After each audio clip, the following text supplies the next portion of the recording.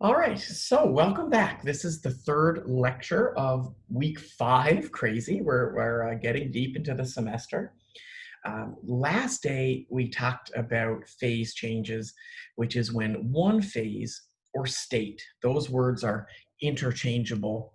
What I mean by that is they basically mean the same thing. A state would be solid, liquid, gas, and a phase change is when you change from one state to another. And I mentioned that there are 5 really important ones: melting, freezing, condensation, vaporization, and sublimation. And I had some technical difficulties, but it seems to be working today. This is an image of sublimation. So a solid is immediately turning into a gas. There's no liquid phase. All right, cool. And I mentioned if you wanted to see this yourself, you can Google dry ice, which is basically solid CO2. I say Google, I think I mean YouTube. There's lots of cool videos on YouTube. All right, cool. Let's move on to the new stuff. Now, you guys are a little bit behind the other class. Again, it seems to happen every Tuesday because of my lab that I have after. I kind of have to have a quick class with you guys. So today, it won't be too long, but we're going to catch up to the other section. And again, it won't take us too long. So phase changes. The most common of all the phase changes, one that you guys see every day, if you are like me, you drink something, you put a bit of ice in it. Before the Corona pandemic thing, I'd go see a movie once a week. It was kind of like my thing, and I'd always get a Pepsi with some ice in it. And I noticed that, well, the ice is when a chemical or molecule turns from liquid to solid, and the melting point is the reverse when it goes from solid to liquid. For example, water, it's at 0 degrees Celsius. And you'll note here that the freezing point and melting point are the same thing. It's just the reverse reaction. Or it's technically not a reaction. It would be the reverse physical change, I guess, or reverse phase change.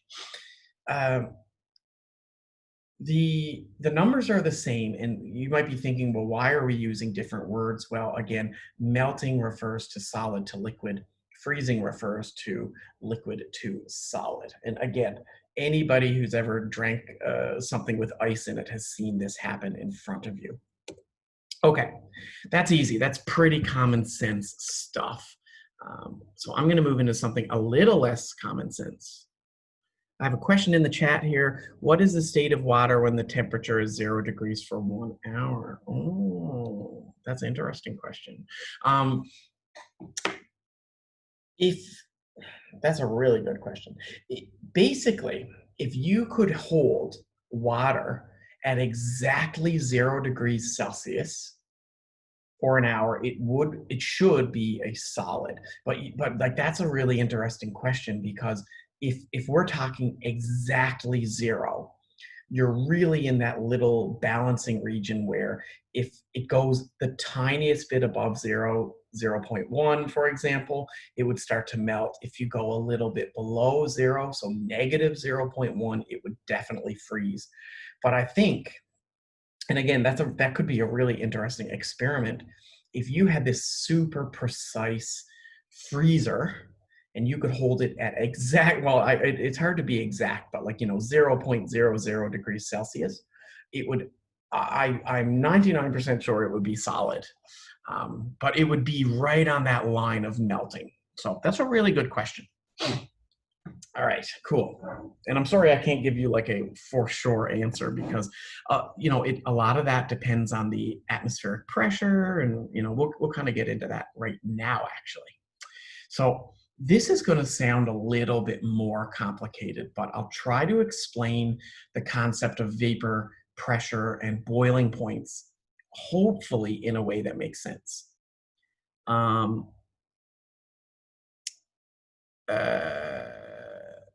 Okay, so I got another same kind of question there. If we hold the water even with 0 degrees, it won't be solid because we'll give the water heat because of our hands. So Iman, like, if you literally hold, as in hold it in your hands, it would definitely melt because your body is much more warm than 0 degrees Celsius. And I think maybe uh, when I say hold, I mean keep, as in not physically pick it up with your hands, but like kind of keep it there. So yeah, anyways, if you picked up ice with your hands, it would definitely melt. And remember, when I say ice, I'm talking about water. If you remember the lab this week, the lauric acid, that might not melt in your hands because it requires 43 degrees Celsius. So if, anyways, I won't get into too much more detail than that, but those are some good, interesting questions. Okay, so this is going to sound complicated, this next topic, but I promise I'll try to word it, maybe even give you a little picture to explain what's happening with boiling. Boiling points really depend on the atmospheric pressure. Now, I know we're not in meteorology class, we're not weather students or anything like that, but I'll have to explain a couple terms and then I'll put it all together. So the first term, a vapor. A vapor is a gas that could condense or deposit. So when you hear the word vapor or you hear the word vaporize, that is talking about a gas. And that gas could condense. That means gas to liquid, or deposit, which means liquid to solid. Okay, but I'm going to get into something a little more important here, the vapor pressure. The vapor pressure is the pressure, I'll talk all about this in more detail very soon. I just want to read this definition. The vapor pressure is defined as the pressure of a gas or vapor at a specific temperature. So, okay, first things first, what is pressure? Pressure is a term you might have heard of in physics or other science courses. Pressure is the force on an object, okay? So, I mean, and if you don't know what force is, it's kind of like the amount something pushes on an object, okay? So when you apply pressure, I don't know if you guys have ever done a first aid course with the red crescent or whatever. You know, if you get a wound, you cut yourself, they always say, apply pressure to the cut or wound. That means put pressure, force it, like squeeze it, you know, hold a cloth down tightly on that. So vapor pressure is the pressure, the force, the push that gases exhibit on something. So when you talk about vapor pressure in the air, this is a good one to talk about this time of year. This is humidity. Um, Depending on the temperature and the pressure, where you are in the atmosphere, the atmospheric pressure, humidity can change. Where I'm from, northern Canada, there's not a lot of humidity most of the year. Like maybe a couple days a year it gets humid. And if you all should know this because we live in Qatar, but if you're not familiar with humidity, you know that feeling you get when you step outside and the air feels wet. Humidity is a measure of the water vapor in the air. And it's really big in Doha in the summer, in Qatar in the summer, I should say, because it's hot. So the temperature is high. A lot of the water has turned into a gas and it is stored in the atmosphere. And that's why when you go outside on a humid day, you feel wet because it condenses on your skin. Interesting, but that's not what I'm here for today. What I'm here for today is to talk about why does something boil? So no matter what temperature you're at, small amounts of liquid chemicals are vapors at any temperature.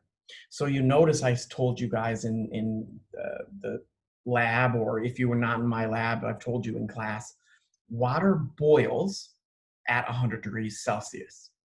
But that's the temperature that all of the water molecules will turn into gas. But even at 30, 40, 50 degrees Celsius, some of that liquid will vaporize. And again, that's why when it's like 40 or 50 degrees out in Qatar, it's typically humid because a lot more water has turned into a vapor or gas. Again, guys, vapor means gas. So the higher the temperature, the more vapor. And this leads me into the boiling point. The boiling point is the highest temperature. So for water, it's 100 degrees Celsius typically. I'll explain what I mean there, where every molecule of liquid will turn into a gas. And this happens very quickly. So, I mean, I don't know if you guys drink tea or coffee as much as I do, but think about a tea or coffee. You go to Starbucks or something and you get a coffee or a tea and you take the lid off. You can see steam rising from the cup, but it's not boiling anymore, right? If it was boiling in your coffee cup, it would literally look like boiling water, like I have in this little image down here, okay? Even though it's not boiling, it does still release some steam.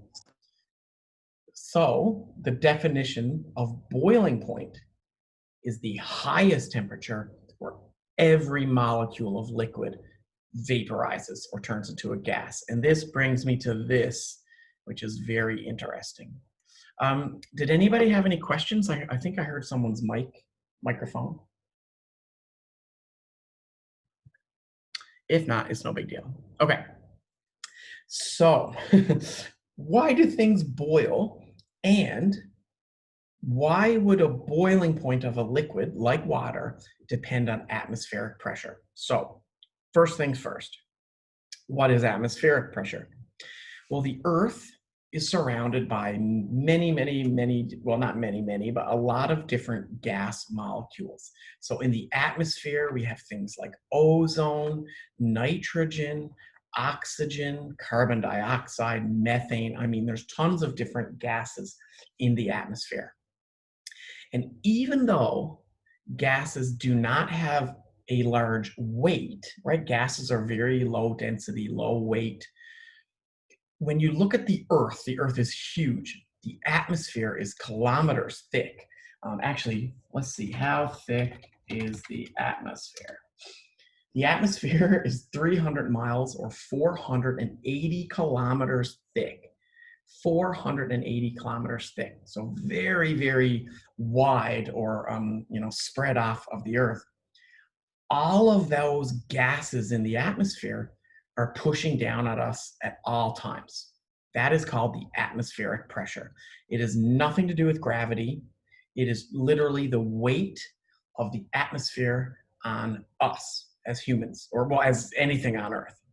Okay, so when the vapor pressure of something you're heating is equal to or greater,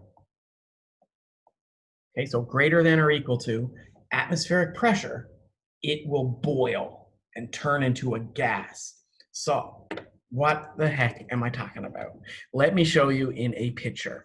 I'm gonna do a little drawing for you guys. Imagine you have a cup of water and the water is, excuse me, cold. So just like, something you would drink at a restaurant. So we have cold water. Okay, cold. Now, cold means low temperature, which means low energy. The energy of the gas in that water, or the energy of even just the liquid water molecules, is very low. So I'm just going to draw little tiny arrows here. There are molecules in cold water that do want to escape and turn into a gas, okay? Any molecules that are moving might want to escape the water and turn into a gas, escape the liquid phase, but there's not a lot of energy in cold water. And really, what's preventing these molecules from escaping? And again, that's kind of what boiling is. The liquid molecules get so much energy, they escape the liquid phase. What's preventing that from happening is the atmospheric pressure. Oh, this pen. The weight of the atmosphere holding the water down as a liquid is much greater. So like, look at the size of my arrows. compared to the size of the, like, basically look at the purple arrows and the blue arrows. The blue arrows are not strong enough to escape. They are being pushed down. Okay. Now, I see something in the chat, so hold on. Maybe I'll read that first before I show you hot or boiling water. Yeah, so Iman has a very good point, which I'll get to right after this, because the point of the highest place on Earth versus the lowest place, that's really kind of important here. So, okay, let me just do the hot example, and then I'll answer your question. It's a great question because I was going to get into that anyways. Okay, so I'm going to use red now for the water. We're going to talk about hot water, like boiling water. When it's hot, it has lots of kinetic energy. Okay, so let me get another color here. Low kinetic energy, high kinetic energy, so high movement. All right, so for hot water, the vapor pressure is huge. These molecules are moving. They're moving fast, and they would love to escape the water. And if these arrows that I'm drawing, if the force, the pressure of the gas molecules is bigger than the pressure that the atmosphere pushes down, it will boil. Oops, I guess I should have picked another color. So it's all about like a strength contest, right? It's like a boxing match or a tug of war, if you know that word. It's a strength match. If the pressure of the liquid can be bigger than the atmosphere pushing down on it, it will boil. And this leads me to Iman's question. Iman, not Oman, Iman. And Abdul Halim has a good question there. I'll get there too. Well, let me do Abdul Halim's first. So when the water gets hotter, it gets to a point where it's equal or stronger than atmospheric pressure and it escapes as a gas. I mean, Abdul Halim, that is the definition. That is boiling. So, I mean, I couldn't have worded it any better. When the water gets hot, it gets to a point where the pressure of the gas is equal or stronger than the atmosphere pushing down, and it will escape. I mean, that is it. That's beautiful. So Iman mentions this is how we get rain, and that's exactly right, because when water gets heated up, it turns into a gas, it goes into the atmosphere, it forms clouds, and that's how we get rain. Okay, the last thing I want to mention, and I will move on, because guys, I'm obviously not going to ask you much about the crazy details here on a test, but think about, I'll draw some land here. What color should I pick? Let's do green. Green's a nice color. So like, okay, let's take the land and let's make a big mountain, you know, like Mount Everest or something. And we could even talk about the ocean. The ocean's a whole different beast, because at the bottom of the ocean, so down here, the pressure on this object is from the atmosphere and the water above it. So that's why, you know, as a human, you can only swim so deep, and the ocean will literally squish you to death. I mean, I know that sounds a bit morbid, but as you know, if you go really, really deep under the ocean, the pressure of the atmosphere and mostly the water weighing on top of you, it will squish you. And that's why, you know, things like submarines are reinforced with steel. But anyways, we won't get into that. But what I really want to get into is if you tried to boil water here, oops, oh my gosh, I think my pen is getting worse. Look at that. Oh, well. So here's a pot of water, right? Like you'd have on your stove. Here, the atmospheric pressure is typically around 1 atmosphere. Qatar or Doha is very low next to sea level. I mean, anywhere in Qatar, you're looking at basically what we would call sea level. The atmosphere, the pressure down at sea level is the highest. So in Qatar, at sea level, typically water would boil at 100 degrees Celsius. Now, look at my arrow up here at the top of the mountain. What if I tried to boil water here at the, you know, almost the top of Mount Everest? Well, there's not as much pressure now because there's less gas pushing down on us. So let's see here. Let's do some Googling here. Atmospheric atmospheric pressure on Mount Everest. Let's see. Oh, come on. The internet is giving me like American units, kilopascals and stuff. Let me see if I can find atmosphere. I won't look too long because I don't want to waste too much time. Why would they do that to me? Okay. I got it. I found the number. At the top of Mount Everest, and I know that this isn't the top, but up here, the atmospheric pressure of Mount Everest is 1/3 the pressure down here at sea level. So there's less pressure at the top of Mount Everest. So let me ask you guys a question.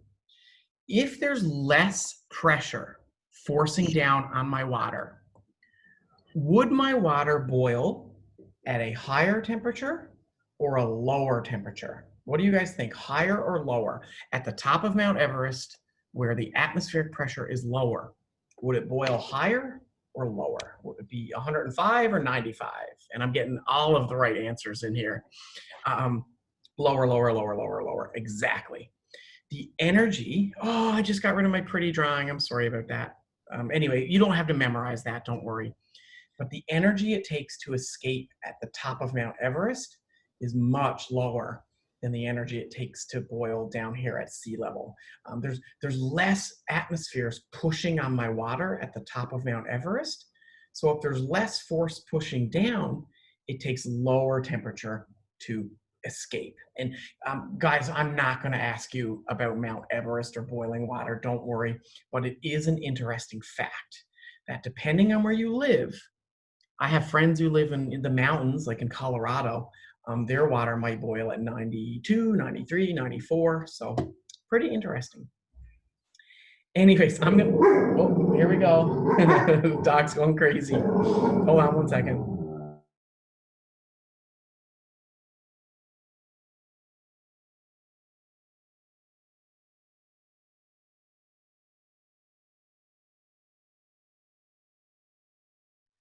All right, I don't know what she's like, just doesn't like people in my hallway. My lion is mad again. You know what's funny is I can go like a whole morning and she doesn't make a peep. And then whenever I teach you guys, anyways, all right. Okay, so guys, I got one more topic I want to share with you guys today.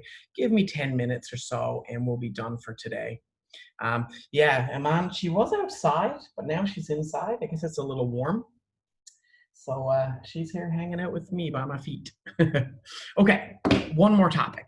And this will have you guys caught up with the other group. Let me see how many slides. 1, 2, 3, 4. Sorry. Okay, this is good. Maybe give me 10 minutes. And I can go really quick through this because we've already kind of talked about this earlier. Okay, so the finale of today, give me 10 minutes and you're free. This theory, anybody in this course who's going to move on in chemistry, you know, do chemistry 2, or even in this course in general, we need to keep in mind this theory of the kinetic molecular theory, meaning the movement of molecules theory. So the question you would ask to yourself as a scientist is, why do chemicals change phase? Why would heating up a chemical make it go from solid to liquid to gas? Like, why? And the theory is that if we increase temperature, we increase kinetic energy, and when they move, they change phase. Now, remember what your phases are. Solids are tightly packed and close together. So if you give them a little energy, they might spread apart. Chemicals or matter that's slightly spread apart, they tend to be liquids. You add more energy and they spread apart drastically with high energy. Those type of chemicals tend to be gases. So the theory is, if we increase the kinetic energy, we increase the movement of the molecules, which will change their phase, change their state. Now, in order to understand this, we're talking about movement of these particles, and there's 3 types of movement.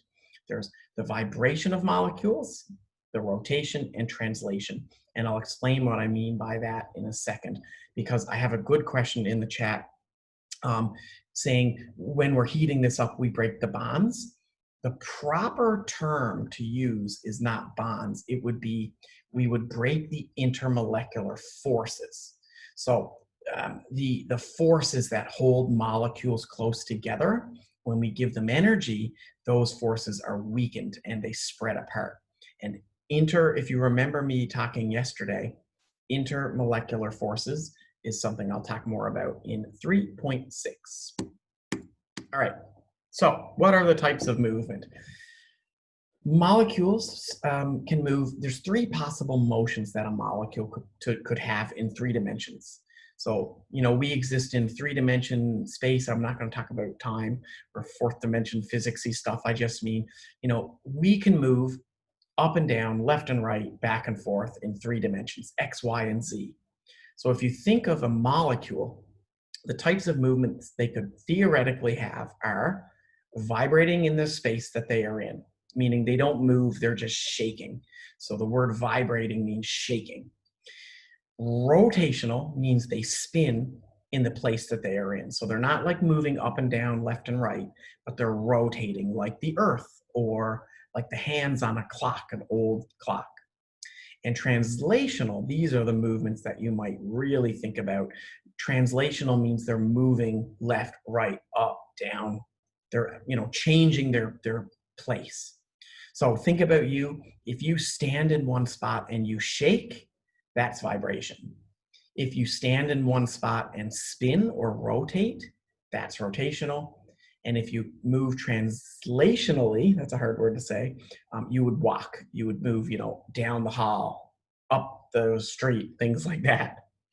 So basically, when you're looking at solids that are tightly packed together, they don't have much room to rotate or certainly translate, meaning the molecules are not going to shift around. They would just vibrate in their place. Depending on the temperature, they would vibrate fast or slow. But solids like ice or like your pencil or like your laptop, they just kind of stay where they are and the molecules might be vibrating in their place. Liquids are allowed to move a little more. Liquids can flow. If you don't know what I mean by the word flow, just think of honey versus water. Excuse me. Sorry about that. Honey versus water. Water, if you pour water out of a glass, it will completely empty itself out. Honey is a little slower. Honey would be thick, and the word in chemistry is viscous. But they all flow. And the fact that they all flow is due to the fact that they have a little more energy and they vibrate and rotate in their space. They have a little bit of room to move around. They still stick together. If you throw water on the floor, it still forms a puddle, but it can flow. And gases have so much energy. They have all 3 types of movement. Look at this image on the left here. The gases are going crazy, moving around, zigzagging. They're wild. And that's because they have the most amount of energy. They're vibrating, they're rotating, they're moving or translating rapidly. And again, that's why something like I made a reference yesterday to, you guys come into class with a lot of cologne or perfume. Eventually, I will smell it up at the front. And it's because those gases are moving and moving and moving. And eventually, they will fill the room.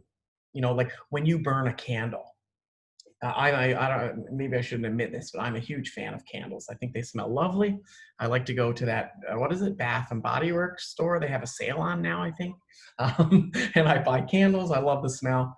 And you light a candle and sit on your couch, and it might take 5 or 10 minutes, but eventually you'll smell the candle. It's forming more and more vapors, and the vapors will move across the room and eventually get to you. Oh, Iman, your questions.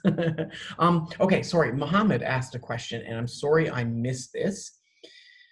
They have high kinetic energy. Yes. I don't know when you actually asked that question, but gases have the highest kinetic energy. And actually, if you'll give me 1 second, and Iman, I will come back to yours. If I could rank them, sorry. Oh, sorry, guys, I'm having right-clicking issues here. If you could make a ranking of low to high kinetic energy, so low kinetic energy to high kinetic energy, gas is at the top, liquid is in the middle, and solid is at the bottom. Oh, this pen. So that's not a bad thing to know. Wink, wink. Gases have high kinetic energy. Solids have very low kinetic energy. All right, now let's get into Iman's question there. Yeah, Kevin, I mean, yeah, I think I agree with that. Okay, so the question was, why when there's a strong wind, we can't walk through it? And I mean, this is like an interesting question. So wind, or like air, is just gas, and we can all walk through air, no problem. You guys are doing it right now. If you wave your hand in your wherever you are, I mean, there's no resistance. Okay, so when there's wind like a tornado, and I've seen this, well, I haven't seen a tornado, sorry, but I'm actually from the windiest and rainiest city in Canada. So if you, well, I used to be, I don't know if it changed with, you know, the climate kind of going weird, but St. John's, Newfoundland is where I'm from, and it is typically known as the windiest and rainiest city in Canada. It's up there with Vancouver. So I've been in this situation where it's so windy, I cannot stand up straight. Like, it's very hard to walk through. And Kevin mentions pressure, and I think I agree, because when wind is happening, it's pushing those gas molecules at even a higher speed. And because the speed is so high, the force on you is high, and force is pressure. So Kevin said, you know, it's hard to walk through strong winds due to pressure. And I agree. It's like the wind is pushing those molecules into you even higher than normal. And they're literally bumping into you and pushing you away. It's almost crazy because you can't see them, right? You can't see air. You can't really even feel it in a room, but when you turn on a fan or an air conditioner, or it's really windy, you can feel it, and it's because of the pressure. Those molecules are literally crashing into your face and your body, and it pushes on you. Yeah. Okay, I'm going a little long here, but I'm getting great questions. Abdul Halim says, does high kinetic energy mean low potential energy? Oh, okay. In physics, yes. Yeah, I'm trying to figure out how I can word this to not get confusing. In physics, when you have something at the top of a ramp, I think you guys are my favorite class. I'm just going to say this. I really love these questions. I cannot stress enough how much I love these questions. Okay, so physics. You got a ramp. You got a ball at the ramp. You have high potential energy up here because of of gravity. You let that ball go down the ramp, and here it would have high kinetic energy, low potential energy. That's in physics. Okay, and so I know why you say that. I honestly don't know how to answer this properly for chemistry, because let me kind of go back to the lab here. In chemistry, when we talk about phase changes, so again, I'm talking about this graph that was on the board in your lab. And even if you didn't have me in your lab, there was this graph where we have a solid, liquid, gas. The flat part of the graph is your potential energy change.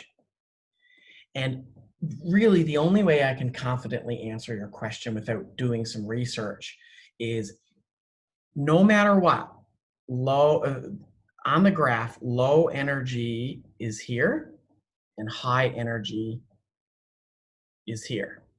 So no matter what, kinetic energy changes are on the slopes, potential energy changes are on the flat part.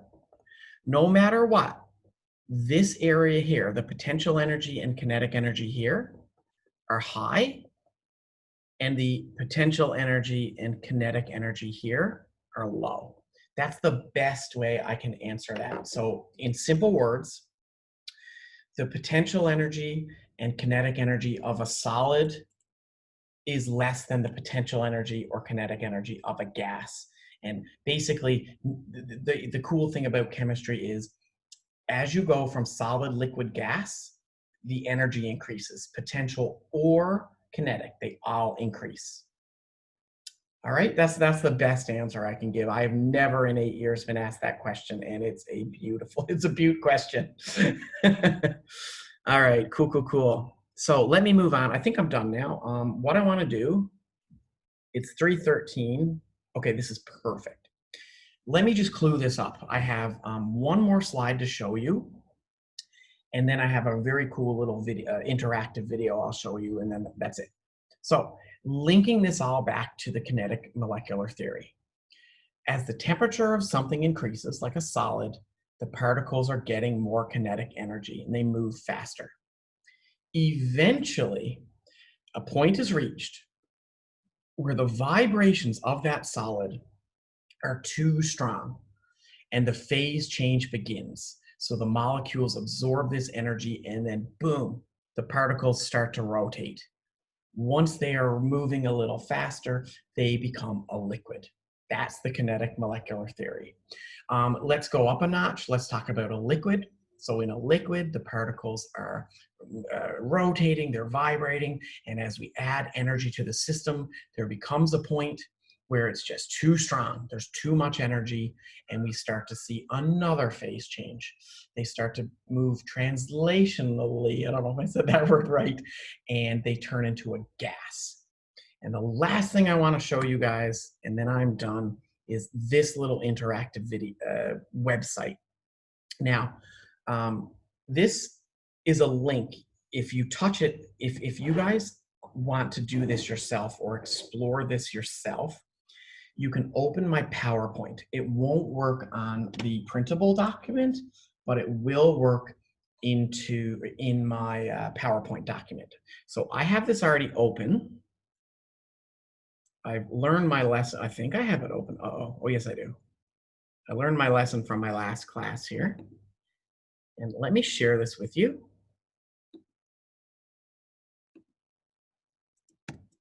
Okay, so can you guys all see this now? Can you see my Chrome? Can you see the website? Yes. Okay, cool. Sorry, Iman, I agree. I think if other people watch this class, they might like it. I hope. Okay, so let me get you guys out of here because this is a long class. This is cool. It's a little interactive demonstration on what happens if I increase the temperature. On the right side of the screen, you can see a temperature gauge. Oops, I almost just wrote on my screen with an actual pen. That would have been bad, right? And then here, I can control the temperature. I can make it colder or hotter. So I am at 0 degrees Kelvin, meaning the coldest temperature you can get. At this temperature, the movement is very, very low, almost non-existent. I think in theory, at 0 Kelvin, they're barely moving at all. So look at these molecules, guys. They're vibrating, but that's it. On the left, by the way, I have a molecular compound. And on the right, oh, this is not the time. Uh-oh, hold on. She's running outside. Get out. Okay, good. All right. On the right side, we have ionic. One little thing before I show you what will happen is, and we'll learn about this later, ionic compounds have very high melting and boiling points, like in the thousands. To boil something like table salt is extremely high. Like, think about it. Trying to turn table salt into a gas. Anyways, let's go. Let me show you this and then we're done. All right, so I'm going to take my pen and I'm going to click heat, heat, heat, heat. Let's increase this. Oh, this is way slower than the morning. I'm going to increase it to about 200 Kelvin. So that's like still pretty cold. But you can see now that that I've increased the heat, the molecules are vibrating and they're moving around a little quicker. But Iman mentioned something earlier about the bonds. Look inside this compound. There's little dotted lines there. They're still not breaking, okay? These are the intermolecular forces, these lines in the middle. They're not breaking. So let's increase it. Let's make it real hot. Let's go to 400. So heat, heat, heat, heat, go up to 400. All right, now look at them go. The molecular compound on the left is really moving. The molecules are bouncing off of each other. The ionic compound still seems to be held together. And let's just crank it up. Let's turn it on max and see what happens. Now look at the molecule on the left. They're breaking apart, they're bouncing around. In this situation, molecular, by the way, molecular means non-metals. They are full-on gas. At 600 or 700 degrees Kelvin, most molecules would be a gas. And look at them go. Molecules are breaking apart. The ionic compound, which is a metal plus non-metal, we'll talk about that later, it's probably a liquid at this phase. That's a Q, not a G. Because they are still stuck together, but it would be, look at it move around, right? It's moving up and down and left and right. It would be liquid at this phase. So that's it for me. Let me just check the chat and I'll hit stop record, but I will check the chat. Okay, Iman has a question. Okay, ooh, you guys, okay, I'm gonna hit, you know what, I'll leave record on, I'll keep it on. And I'm going to answer Aman's question. If anybody has to go, you can go, but I got some good questions there.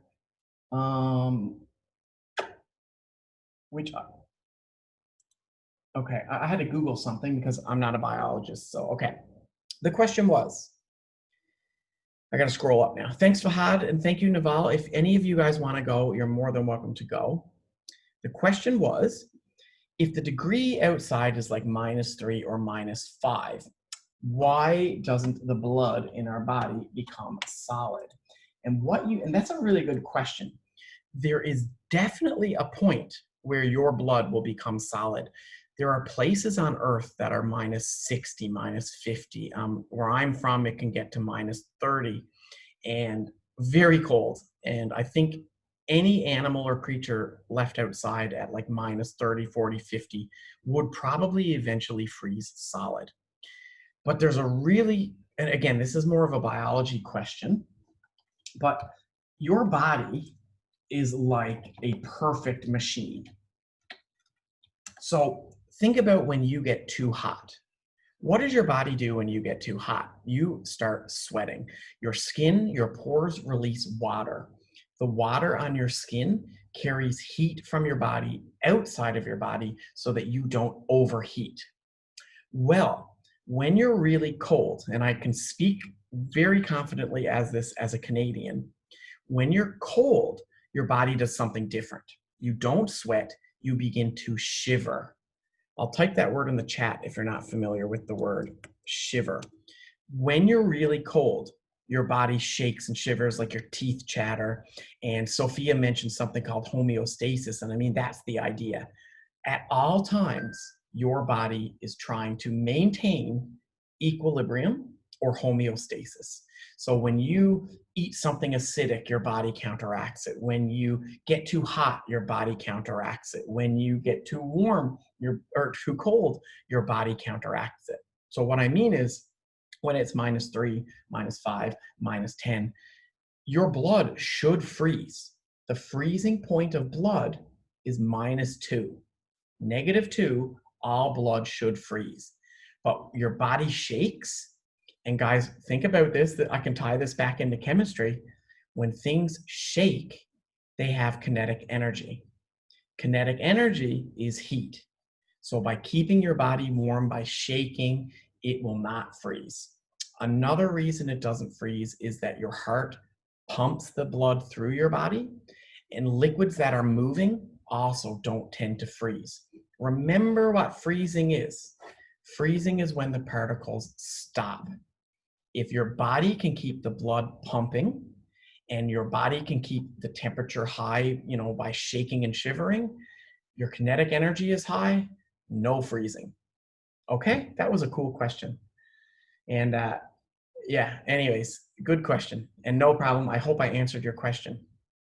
I am not a biologist. If any of you have Mr. Mike Kelly or Miss Connie, you could ask them that and they might be even better equipped to answer that question. I don't know who else teaches biology, but I know Mr. Mike, Mrs. Connie, and a few others. All right, I'm going to stop my recording and you guys have a great day.